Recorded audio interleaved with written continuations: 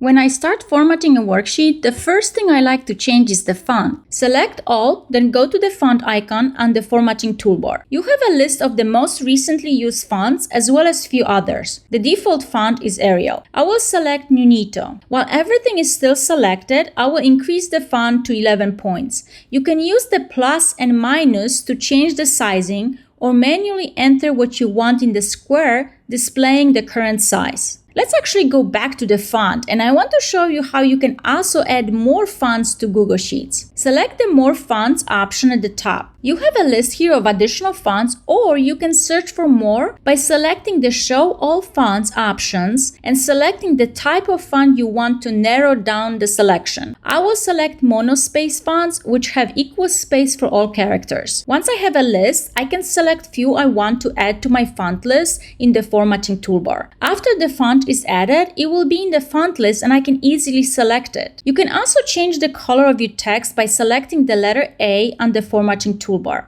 The most readable font is black, and that is what I always use, but I do sometimes change the color of my headings to another dark color like blue. You have the standard color palette here, as well as an option to add your custom colors. Once you add the custom color here, they will be available throughout Google Sheets. Let's add formatting to our headings by making them bold and larger. You don't have to select everything or make only individual selections for formatting. You can select individual rows and columns by pressing Command on Mac or Control on PC while you're making the selection. You can see how I selected many rows all at once. Surprisingly enough, if you let go of the Command or Control button, the current selection stays selected. And if you press it again, you can just keep adding to your ranges. Once I selected all the heading rows and columns, I will either select the letter B on the formatting toolbar or use the universal Command plus B on Mac or Control plus B on PC. Thanks so much for watching.